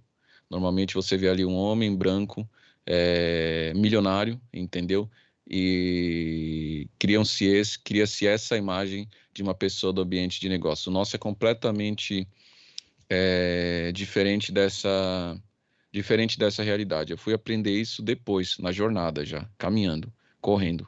E usei muito esse modelo como referência, porque foi o que eu aprendi também. O que eu posso te dizer foi que até hoje essa é uma grande preocupação que não me deixa dormir, na verdade, a quantidade de pessoas que eu tenho que depende do que a gente faz. Não vou dizer que eu não quero carregar esse peso. Eu escolhi esse caminho, é o meu caminho. Mas eu sei que se acontecer alguma coisa de ruim, infelizmente o Brasil ele é construído institucionalmente para que pessoas como a gente não consigam superar essas barreiras. Tudo isso pode ser colocado à prova, né? Mas eu tenho plena consciência também, trabalho com a responsabilidade muito grande de compreender o que isso significa, mas agora cada vez mais também compreender que a gente realmente conseguiu fazer algo grandioso, inovador e revolucionário em todos os sentidos, inclusive dentro do ambiente de negócios. E que esse princípio não foi fácil, mas desde o princípio, tanto eu como o Leandro sempre tivemos uma visão administrativa de pensar primeiro nos colaboradores. Então, o Leandro não foi um artista que a gente sempre tirou o que precisava para a gente sobreviver da empresa no princípio. Sempre, sempre, sempre, sempre. Desde a época de vender o CD a R$ 2 lá, entendeu? A gente sempre priorizou contratar pessoas para você criativamente construindo a sua equipe através da multiplicidade que esse ambiente criativo vai criando, né? Cada um poder ser melhor naquilo que faz, né? O que é um desafio muito grande. Mas foi nessa forma, e encontrando pessoas que acreditavam bastante no nosso sonho. Então, eu lembro, por exemplo, o primeiro show grande do Emicida, que foi o show da Holy Club no lançamento da mixtape Pra Quem Já Mordeu um Cachorro por Comida Até Que Eu Cheguei Longe, a gente conseguiu encher a laje da minha mãe. Até ali era só, como funcionário mesmo, era só eu e ele. Mas muitos pensadores e muitas pessoas do rap mesmo, do movimento hip hop, ajudaram a gente a vender os CDs na rua, sem cobrar nada por isso, entendeu? A gente fez com que a arte dele salvasse também outras vidas. Hoje, um dos nossos colaboradores, por exemplo, que é o Novi, a gente trouxe ele da Bahia, porque ele foi o primeiro representante de venda do CD do Emicida lá em 2008, 2009, lá em Salvador, entendeu? E ele se sentiu inspirado a ponto de, também trabalhava no McDonald's, a ponto de querer fazer parte daquilo de alguma maneira, porque aquilo tocou a vida e a alma dele para continuar acreditando no rap como elemento fundamental de transformação da sua própria trajetória de vida, né? Contribuiu muito lá. Como Novo, tiveram muitas outras pessoas em Recife, em Fortaleza, no Ceará, no Rio Grande do Sul. As pessoas realmente viam nesse produto eu diria até que é uma evangelização, na verdade. A importância de tipo, cara, pelo amor de Deus, está vendo esse CD aqui, você precisa ouvir, levar e dá para mais 10 pessoas. Era assim que acontecia. Tinha gente que chegava como era R$ 2, comprava 20 e distribuía na rua e falava que ia distribuir na escola e no colégio e tudo mais. E assim essa mensagem foi sendo expandida e aglutinando cada vez mais indivíduos inconformados com esses desafios dentro da sociedade, né? E aí eu acho que cada vez a nossa rede foi ficando mais ampla, mais potente, com mais responsabilidade. Então, eu diria que no primeiro salário, na verdade, a gente encheu a laje da minha mãe. O primeiro que eu tenho, de fato, lembrança, já do momento dessa trajetória da consolidação do trabalho do Emicidas, foi isso. Depois a gente foi alimentando o nosso fluxo de caixa, para a gente conseguir sempre reinvestir nos nossos projetos, para ser independente mesmo, para ter a nossa narrativa controlada, porque isso era uma grande preocupação. A gente teve outras propostas de gravadora na época e tudo mais, mas a gente não acreditava que a nossa arte ia ser respeitada naquele momento e que a gente tinha força suficiente para se manter relevante e manter o nosso propósito dentro de uma estrutura como aquela que pensava completamente diferente da gente, mas nós também não tínhamos a envergadura moral que a gente tem hoje para conseguir chegar e negociar de igual para igual e fazer com que esse modelo de negócio trabalhe a nosso favor. Naquele momento isso não era possível. Então, foi muito a intuição e a sabedoria ancestral de tipo, cara, esse lugar não é para você ainda. Entendeu? Isso ainda não está no seu caminho. Depois a gente foi, cara, até hoje é assim, priorizando a contratação de pessoas para resolver questões que são fundamentais na nossa estratégia de negócio, entendeu? E criando cada vez mais esse elo colaborativo e construindo junto, na verdade, através de muitas mãos e cabeças que pensam que são inconformados com esse Brasil que nem a gente. A gente nunca pensou que a gente não estivesse no caminho certo. Nunca, desde que a gente começou. A gente sempre enfrentou os desafios com a consciência de que eles eram desumanos e de que a gente estava abrindo um caminho e muito único, sabe? E esse pensamento sempre houve, assim. E eu acho que o calejar dentro da indústria hip hop, dentro do mercado do rap, foi bastante, como que eu posso dizer? Foi uma escola, foi uma trajetória grande nesse sentido, porque a gente passou a conhecer algumas pessoas que a gente idolatrava e que não trataram a gente tão bem, então a gente passa a não querer ser como aquelas pessoas. A gente passou a sofrer críticas de pessoas que não conseguiam compreender o que a gente estava construindo, mas passamos a receber elogios de pessoas que viam que a gente estava à frente do nosso tempo, e isso nutria a nossa vontade, o nosso desejo de continuar, e a gente nunca quis deixar a nossa história ser diminuída perante a construção que a gente estava fazendo. O que eu quero dizer com isso? A gente sempre teve que dar orgulho para nossa mãe e para nossa família, cara, e dormir com a consciência tranquila. Então, isso sempre foram as coisas que nortearam todas as nossas decisões e que norteiam até hoje, embora cada vez mais também as decisões sejam mais difíceis. Mas nenhuma decisão foi tão difícil até hoje do que a decisão de abandonar o emprego de carteira assinada para viver do seu sonho, entendeu? É como um jogo de videogame, você vai passando de fase, você vai adquirindo mais, seu cérebro vai ficando mais preparado, você vai adquirindo mais conhecimento, você vai ficando mais preparado para enfrentar os próximos chefes, né, nas próximas fases. E se você não se distanciar do conhecimento que você adquiriu nas fases anteriores, tanto nos erros como nos acertos, você vai fortalecendo a sua musculatura. Eu acho que o erro, ele é um grande, e eu fui aprendendo isso depois, o erro, desde que você olhe para ele com uma autocrítica, ele é a sua melhor faculdade. Eu aprendi muito isso e graças a Deus eu aprendi muito cedo dentro dessa trajetória de liderança, porque eu gosto de fazer o recorte também hoje, depois de todos os aprendizados que eu adquiri, do que é ser um homem negro líder dentro desse país, líder de uma empresa, dentro de um mercado que valoriza questões que dentro da nossa própria humanidade são contraditórias, e que se você for norteado só por esse caminho da visibilidade, do faturamento, entendeu? Como é que se fala? Da individualidade, entendeu?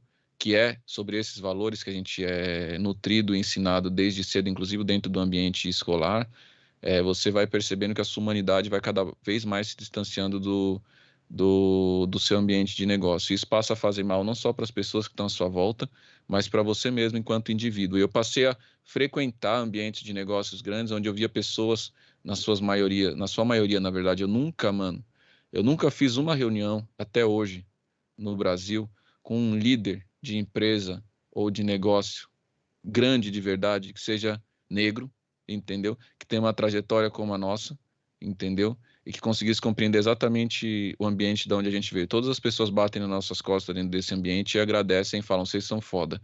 Mas elas sabem também que elas são, na verdade, os privilegiados que, de alguma forma, invalidam e tentam dificultar o acesso de pessoas como nós a esses espaços. Então, eu gosto de fazer essa reflexão porque eu consigo compreender que o que a gente faz é muito inovador diante de todas essas perspectivas que rodeiam, que é ser um líder, uma pessoa que vem da periferia, um homem negro dentro da sociedade ocupando esse espaço. É um lugar muito único, então muitas vezes é um lugar de muita solidão.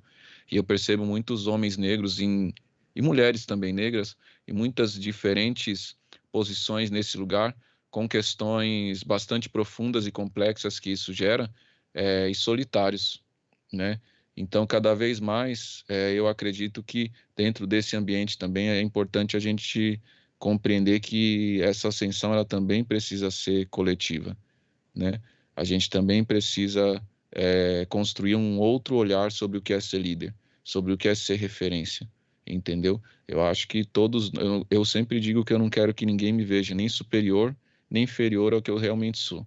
Não gosto que quando as pessoas... Reconheço quando as pessoas falam, caralho, você é foda, puta que pariu, que incrível, porra, isso que você fez é muito foda, não sei o que lá. Mas não gosto quando as pessoas usam comentários que elevam, na verdade, não a sua autoestima, mas o seu ego, entendeu? E quando projetam em você uma energia de grandiosidade sobre-humana, entendeu? Tirando de você a possibilidade de ser humano, porque todos nós somos humanos. Então, assim, eu não salvei sua vida, entendeu? Eu te dei elementos o suficiente para você enxergar coisas que você não estava enxergando. Mas você é um ser humano tal qual como eu. Como amanhã eu posso cometer algum equívoco, e aí você vai fazer o quê? Vai dizer que eu prejudiquei a sua vida? Que eu te inspirei de maneira errada? Entendeu? Que eu tirei o seu brilho? Então eu não quero carregar esse peso e eu aprendi isso muito nos últimos anos, assim. Eu quero que as pessoas se referenciem na gente como um ser humano normal, com falhas, virtudes e acertos, e que compreendam o ambiente que a gente vive. Ponto. Não quero ser colocado como superior ou inferior. Quero que me vejam como o Evandro Fiotti, alguém que acerta, alguém que erra e alguém que está em constante aprendizado. Eu fui desenvolvendo pessoas, construindo um ambiente agora na empresa em que eu posso me dedicar um pouco mais à minha arte também agora nessa próxima etapa. Inclusive, minha equipe inteira está empolvorosa com isso também, então eu preciso pagar isso em breve. Mas foi a balança sempre foi muito desequilibrada, na verdade. Uma porque eu tenho uma questão de autoestima, como a maioria das pessoas negras, muito grande, então é uma barreira muito difícil de superar. Você precisa de pessoas do lado que te incentivem, você precisa de pessoas do lado que realmente vejam valor no que você faz. Eu aprendi a começar a driblar isso nos últimos anos, depois de muita sessão de terapia. Então eu faço uma música, mando para 4, 5 pessoas opinarem, pessoas que gostam de mim de verdade, porque isso vai servir como ânimo, injeção de ânimo para a gente construir a nossa identidade, a nossa autoestima. Porque também, muitas vezes as pessoas, em sua maioria brancas, não conseguem compreender que não é só você querer mudar e querer acreditar que aquilo é possível. Você foi construído dentro de sua trajetória de vida foi construído dentro de um ambiente que te desestabilizou a vida inteira, para você não acreditar que aquilo que você é bom, que aquilo que você é bonito e que aquilo que você vai ser visto como referência dentro da sociedade. E essas camadas vão fazendo a gente se sentir muito pequeno dentro de nós mesmos. Então, cada trabalho, cada música, cada projeto que a gente faz vai, de alguma maneira, alimentando na gente a grandiosidade do ser humano que a gente tem e que a gente veio para o mundo com ele enquanto criança, mas que na jornada da vida você vai se distanciando, você pode ir perdendo. Eu acho que a arte é essa reconexão para mim. Então, eu Hoje o que eu digo é que independente do lugar que eu habite, seja no ambiente de negócios ou seja em cima do palco, enquanto eu estiver usando a música e a arte como um elemento potente de transformação, tanto para mim como indivíduo, como para as pessoas que vão estar conectadas com o que eu produzi, ou que com o artista com os quais eu trabalho, eu tiver feito 0,001% dessa contribuição, para mim já valeu, entendeu? Então eu diria que é um pouco sobre isso. Eu acho que, na verdade, o Brasil ele tem muitas periferias. E o mundo ele tem várias periferias também. Então, o Brasil, diante do cenário de desigualdade do mundo, é um país privilegiado, mas isso não quer dizer que as condições de vida que a gente tem aqui sejam humanas, né? E a gente luta diariamente para mudar essa realidade. Então, é evidente que você está dentro de um ambiente como a cidade de São Paulo, aumenta a sua possibilidade de visibilidade, de ascensão econômica e social através da sua arte, do seu talento e do seu trabalho. Isso é inegável, entendeu? Se potencializam. Isso quer dizer que uma pessoa do interior de São Paulo ou do interior de qualquer cidade do Brasil não tem a possibilidade de fazer o seu trabalho ter relevância artística e midiática? Sim, mas o cenário que a gente vive é tão desigual que até numa cidade, numa metrópole como São Paulo, que hoje, falando, por exemplo, do segmento do rap, concentra boa parte do mercado, ainda assim é bastante desumano você conseguir superar esses desafios e fazer a sua arte ser consumida diante desse cenário. Não é nada fácil, leva anos. Quando a gente passa para olhar para trabalhos como o do Emicida, por exemplo, são quase 20 anos de carreira. Rael, mais de 20 anos de carreira. Rashid, quase 20 anos de trajetória. Então, a gente tem que pensar que a gente está correndo uma maratona. Não é uma corrida de 20 minutos ou de meia hora, entendeu? Por isso que é tão importante você estar conectado com o seu propósito mais do que nunca. Porque o que você mais vai, principalmente se a sua arte, se a sua música for uma música que ela é o oposto do que as instituições do Brasil têm defendido, que é o que tem acontecido nesse momento agora. Você vai precisar de uma força sobre-humana para superar esses desafios e não deixar que tirem de você a sua essência, entendeu? Então eu diria que para a gente corrigir esses índices é muito importante que a gente tenha uma força institucional, na verdade, que é o que está faltando no Brasil. A gente precisa de investimentos de política pública mesmo para o segmento da cultura, da arte, que é uma coisa que os americanos fazem muito bem, que é enxergar o entretenimento e a cultura como um elemento fundamental, na verdade, de exportar os seus negócios, entendeu? Então, a gente precisa olhar para a cultura brasileira com a grandiosidade que ela tem. O samba é respeitado no mundo inteiro e não é respeitado na mesma grandiosidade no Brasil, entendeu? A capoeira é respeitada no mundo inteiro, não é respeitada com a mesma grandiosidade no Brasil, entendeu? É um produto original brasileiro e que a gente deixa de potencializar isso, de fazer mais pessoas sobreviverem com isso dentro do nosso país e exportar isso para o restante do mundo e assim gerar mais riqueza, quando a gente não valoriza esses talentos que vêm das periferias do Brasil como um todo. A música brasileira, para mim, sem arrogância, é a melhor música do mundo. E não é de hoje. O que a gente tem de diversidade rítmica dentro do Brasil faz da gente um caldeirão único, que não é à toa que essa semana a Cardi B colocou um funk dentro do Grammy, entendeu? E aqui você tem que ouvir um produtor musical deslegitimar a grandiosidade musical que existe dentro desse gênero, que é um gênero que, para além de ritmicamente muito foda, é um gênero que emancipou muitas pessoas que vêm da periferia através de desenvolvimento de oportunidades de trabalho que o mercado de trabalho formal não foi capaz de fazer, por falta de oportunidade. Então, eu diria que os desafios eles vão existir, infelizmente, no tempo que a gente vive, mas, cara, o exemplo que eu falei da mãe de família ali, até hoje eu não sei como que minha mãe conseguiu sustentar nós tudo, entendeu? Com um salário mínimo de R$ 180 na época. Era 4 moleque e ela, entendeu? 2 meninas e 2 meninos. Eu não consigo entender como que ela conseguiu fazer isso sem ter que roubar ninguém. Isso só está explicado na essência do nosso povo mesmo. O Brasil só não pegou fogo ainda, porque a maioria do povo brasileiro, além de lindo, é trabalhador, entendeu? E só quer ganhar seu sustento honestamente.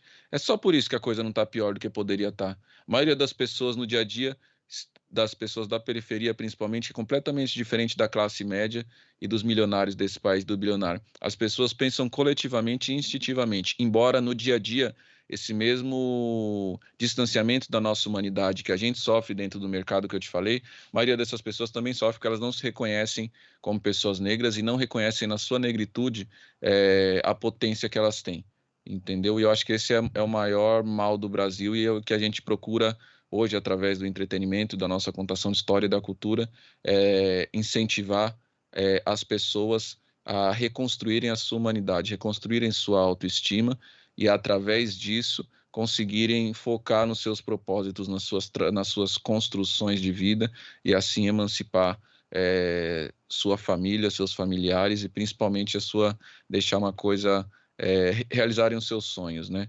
Então, acredito que isso é o que a gente consegue contribuir dentro do que a gente faz para o Brasil inteiro e para o mundo todo, diante do cenário que a gente vê, entendeu? E eu acho que tem exemplos, como você disse muito bem, por exemplo, o próprio Djonga mesmo. Poucos são os artistas que conseguem sair de Minas Gerais, de Belo Horizonte, ter uma projeção nacional como ele está conseguindo ter. É um exemplo factível desse. O próprio Baco Exu do Blues também, entendeu? Então, de certa forma, isso evidencia que tem as regras, mas tem as exceções também, entendeu? E quanto mais a gente conseguir pessoas como nós, que acaba sendo a exceção, mais a gente vai se caminhar coletivamente, formando, na verdade, uma quantidade de massa suficiente para cada vez mais trazer mais pessoas com a gente, compreender que a nossa trajetória nunca é individual, ela é coletiva. A Mônica Salmazo é uma artista que eu conheci ela porque eu estudei música através de um projeto sociocultural chamado Projeto Guri, né? Minha mãe não tinha recurso financeiro para pagar uma aula de violão para mim, mas ela descobriu esse projeto aqui no centro de São Paulo. Eu queria muito aprender violão, já tocava outros instrumentos. Minha mãe foi uma grande incentivadora da minha carreira, desse mal eu não posso reclamar, mesmo com todos os desafios, ela sempre me incentivou muito. Uma das coisas que mais eu lembro, assim, na minha trajetória, é dela não ter dinheiro para me mandar para o Guri, e isso começou a me fazer muito mal, porque eu via que ela não tinha, mas ela tirava de onde não tinha para mim fazer aula. Eu valorizava muito isso, mas começou a me fazer tão mal que eu percebi que era importante eu procurar um emprego e ter autossuficiência. E foi esse momento que eu saí um pouco mais da música, mas porque eu estava me fazendo mal. Mas nesse período em que eu estava no Guri, eu aprendi a tocar violão, conheci a música popular brasileira em sua grandiosidade, para além do que tocava na rádio, que também era importante para mim. E ali eu me descobri musicalmente pra caramba. E a gente tinha a oportunidade de tocar com grandes artistas através desse projeto social. Então a gente fez uma apresentação com a Mônica Salmazo, teve apresentação com o Toquinho, com o Toninho Ferragutti, com o Gilberto Gil, né? E a Mônica Salmazo foi uma pessoa muito generosa, porque nem todas as experiências com esses artistas, por a gente ser moleques vindos da periferia, foram tão gratificantes como a gente gostaria. Tiveram experiências também não tão legais. E eu não conhecia tanto o trabalho dela naquela época. Isso foi 2004, se eu não me engano. Eu tinha 14 anos. Mentira, foi 2005, eu acho, tinha 15 anos. E as experiências nem todas foram tão legais, mas a Mônica foi muito generosa, ela chegou no horário do cronograma dela, ela cantou todas as músicas com a gente, ela ensinou a música pra garotada, entendeu? Ela ficou até o final do ensaio, né? E aquilo, mesmo eu não conhecendo o trabalho dela, só conhecendo as músicas que a gente estava tocando, me inspirou bastante a querer conhecer mais do trabalho dela. E aí eu fui ficando cada vez mais apaixonado pelo trabalho dela tipo, nunca tive oportunidade de agradecer isso e ela também não lembrava sobre isso. Só que é muito louco quando a gente fala de ancestralidade, a gente está falando de algo tão potente que nunca se encerra. E é muito louco essa volta que o mundo deu, porque não só o Gilberto Gil, por exemplo, a gente tocou com ele, eu toquei com ele em 2003, se eu não me engano, no encontro, não, 2005 também, no Encontro Mundial pela Paz, promovido pela ONU aqui no World Trade Center em São Paulo, e na ocasião foi por conta do 11 de setembro lá dos Estados Unidos, né? Um momento importante para a gente ter essa reflexão sobre, como é que fala? Nossa, como é que chama? Sobre os direitos fundamentais dos direitos humanos, eu esqueci agora. Me fugiu o nome da ONU lá. Eu esqueci o nome agora, mas o evento era em celebração disso. A gente teve encontro ali com o Gilberto Gil e tal, e foi muito gostoso. Só que ele não quis, por exemplo, tirar uma foto comigo. Para mim, como fã dele, isso me marcou bastante, cara, na época, porque eu estava realizando muito um sonho ali. E mais do que realizar um sonho, eu sofria muito preconceito na escola. E quando eu falei que eu ia tocar com o Gilberto Gil, ninguém credibilizou isso. Então, eu precisava de uma foto com o Gil para mostrar isso. Naquela época eu não tinha máquina fotográfica nem nada. Era o Projeto Guri que conseguia essas fotos, né? O meu professor tinha uma máquina e eu também tinha vergonha de pedir para ele tirar foto de mim, porque para mim era demonstrar que a minha família não tinha condições de vida, né? E tal. Isso era um karma para mim. E passados anos depois, em 2016, depois que eu lancei meu disco em 2016, tive a oportunidade de convidar uma artista para gravar comigo num show do Rio de Janeiro. E era um encontro de gerações. Eu falei, sem dúvida nenhuma, eu quero retribuir esse convite à Mônica Salmazo. Eu acho que foi muito importante, porque muitas vezes os artistas que se apresentam com esses artistas nesses projetos sociais não têm a possibilidade de ver a semente que foi plantada. E, na verdade, diretamente ali ela estava de frente com um indivíduo que se formou culturalmente, que não esqueceu da semente que ela plantou ali em 2005, naquela apresentação, sendo generosa, na verdade. Porque ela poderia ter ido só fazer o trampo dela, mas não. Ela viu que ali, o que ela estava fazendo artisticamente, culturalmente, era tão relevante que podia mudar a nossa vida. E mudou. E eu achava que era generoso ela me ver nesse momento que eu tinha visibilidade, em que eu estava bem de vida artisticamente, ela vê que aquela semente que ela ajudou a plantar lá atrás deu bons frutos. Eu acho que é isso que a gente procura fazer. Gilberto Gil, a mesma coisa. A primeira vez que eu encontrei com ele, eu falei, você não lembra de mim? Você me negou uma foto, eu brinco até hoje com a Flora Gil, e amo todos eles, né? Mas eu falo, ó, lembra desse, porque o meu professor tirou foto de eu tocando com ele, né? Só que à distância. E eu era muito, muito fã dele, igual sou até hoje. Então eu depois que ele negou, chorei muito, assim. Mas muito. Igual o bezerro desmamado. Cheguei em casa e fiquei muito feliz pela apresentação, mas muito tempo triste, porque é coisa de criança, né? E depois tive essa oportunidade de falar com ele, ele deu risada. Mas também mostra como a arte, como a cultura está sempre à frente do nosso tempo, como são elementos potentes de transformação. E com esses outros artistas não foi diferente, na verdade. Desde o princípio do nosso trabalho, o propósito do trabalho da Lab, do Emicida, do nosso, é muito verdadeiro. Então as pessoas se conectam com a gente através disso. O Wilson das Neves foi uma grande referência, até mais para o meu irmão, primeiro, do que para mim. Eu conhecia mais o trabalho do Chico Buarque, mas a forma como ele falava do Wilson das Neves me fez querer pesquisar mais sobre o Wilson das Neves ali em 2008, 2009. E eu lembro até hoje do dia que ele saiu para assistir aquele show que está no documentário da Netflix, do Brazilian Times, no Sesc. E olha a importância do Sesc naquela época para um jovem de periferia. Ainda tem essa mesma relevância porque, infelizmente, o Brasil não enfrentou esses traumas da desigualdade como devem ser enfrentados. Mas olha como é potente a gente olhar para trás e ver que o jovem Leandro, que foi apaixonado artisticamente pelo trabalho do Wilson das Neves, foi até um show em que o Wilson ia tocar, e olha quem virou o jovem Leandro hoje. Por isso que eu falo que a cada 23 minutos o Brasil não está só matando e acabando com a família negra.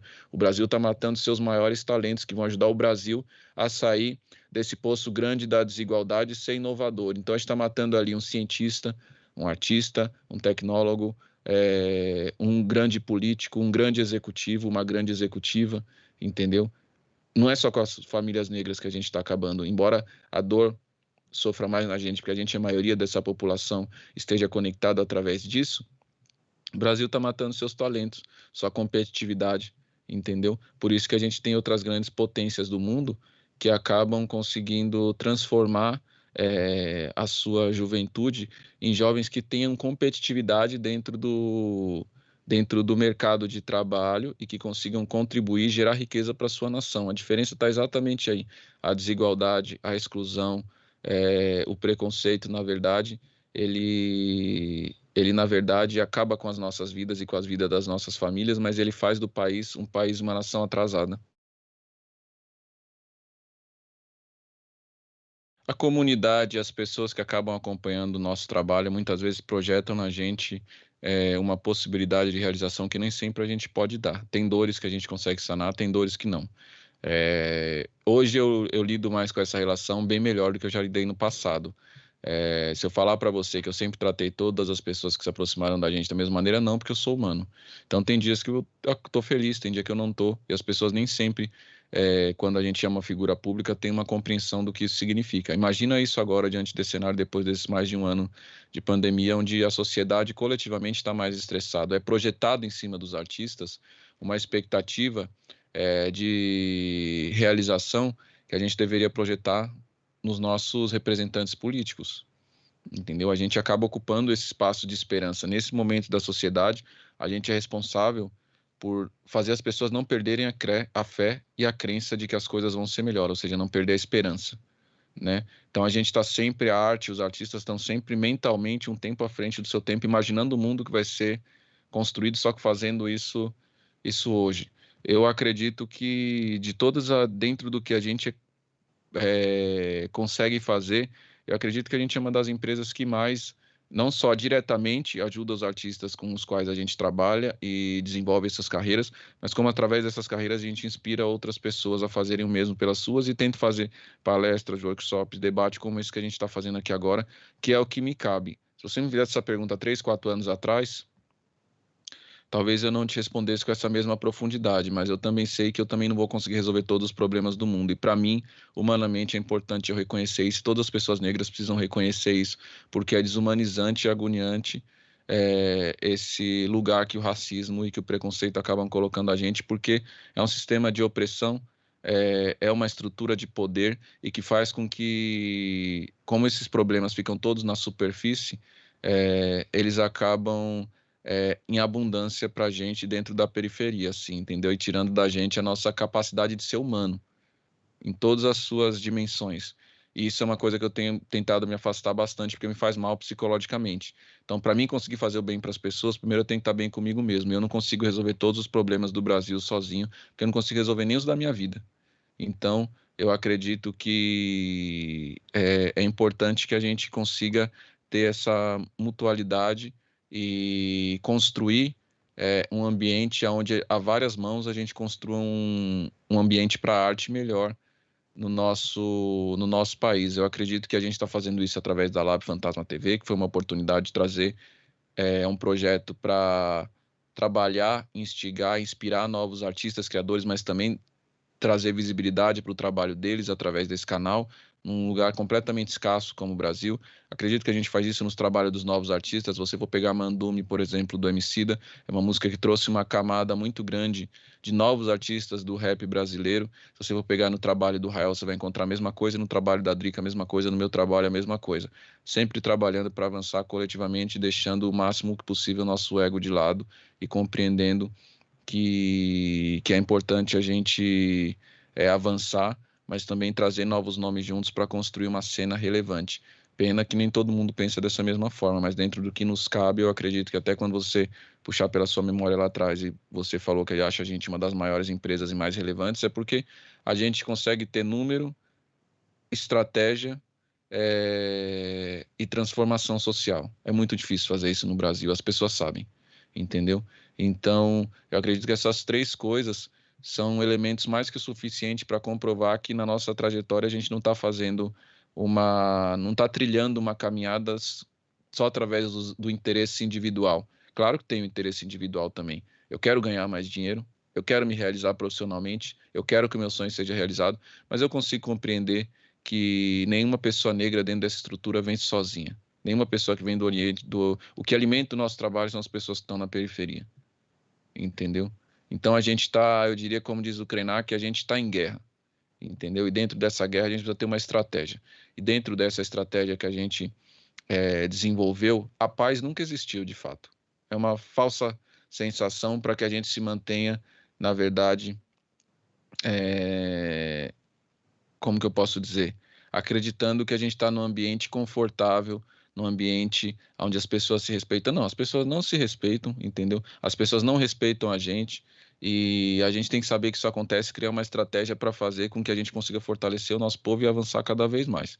Isso é o que a gente procura fazer. Eu escuto tudo, cara, eu não tenho preconceito musical de verdade nenhum. Já tive, cada vez mais eu venho desconstruindo isso na minha mentalidade, porque eu fui compreendendo que basicamente todas as músicas, quase toda música boa do mundo é uma música negra. e tem elementos da diáspora. Então, cada vez mais que eu vou pesquisando sobre isso, eu vou vendo que isso vai só fazendo com que eu cresça humanamente e artisticamente. Então, eu gosto de rap, eu gosto de jazz, eu gosto de trap, entendeu? Eu gosto de rock, eu gosto de samba, eu gosto de pagode, eu gosto de funk. O que me une é a música boa, entendeu? E a música que toca, que me inspira, a música que toca o meu coração. E até o sertanejo, tem momento que eu ouço sertanejo também, porque em algum momento aquela música ela me toca em algum lugar de celebração que é importante para mim, me divertir também. Então, eu diria que eu fui cada vez mais desconstruindo os preconceitos musicais e culturais que eu tinha dentro de mim enquanto indivíduo, porque isso me distanciava da minha própria humanidade também, não me achava bonito, entendeu? Sempre ouvi pagode, por exemplo, mas durante muito tempo, durante a minha infância e adolescência, isso era tido como uma música inferior, como uma música de vagabundo, como axé, por exemplo. Eu gostava de axé. Já tive muito estigma de ser homossexual por conta disso, não tem problema nenhum se for, entendeu? Mas essas coisas foram me distanciando da minha própria humanidade. Então eu não quero que outras pessoas, outros jovens, passem pelo que eu passei também. E eu acho que a música é muito potente nesse sentido. Então eu ouço de tudo, assim. Claro que tem as coisas que eu mais amo, assim. Eu amo muito a música brasileira, como eu falei. Então, desde os grandes nomes, né, como Chico, Gil, Caetano, Milton Nascimento, Djavan, Moraes Moreira, próprio Wilson das Neves, até os nomes da nova geração, Tulipa Ruiz, Marcelo Genesi, como que fala o nome daquela? Helen Oléria, entendeu? Indy Naíse, Nino Oliveira, JP, enfim, dentro do rap também, entendeu? O próprio Djonga, sou muito, muito, muito, muito fã mesmo. O próprio Baco também, gosto muito de muitas músicas dele. Acabo gostando mais artisticamente e poeticamente do trabalho do Djonga, mas vejo uma grandiosidade no trabalho do Baco também. Acho Coruja incrível, os nossos próprios artistas também. Gosto muito do trabalho da Buda também, entendeu? Gosto muito do trabalho da Morena, entendeu? Gosto muito do trabalho da Lorena também, entendeu? Gosto muito do trabalho da Linda Quebrada, Pablo Vittar, Majur. Sou apaixonado pelo trabalho do Rico da Laçã, sempre falo isso para ele, entendeu? Acho ele um dos artistas mais incríveis da nossa geração, assim. Acho que o Brasil realmente tem um grande preconceito com ele. Acho que ele cometeu alguns equívocos estratégicos na trajetória dele. Acho que sim, mas todos nós cometemos. Mas eu acredito que a arte dele fala mais por ele do que os erros que ele cometeu, que possa ter cometido. E eu acho que é isso que mostra que não dão a gente a possibilidade do erro. Carol Conká, sou muito apaixonado pelo trabalho dela também, Rashid. Então eu me inspiro demais no trabalho dessas pessoas. Criolo, entendeu?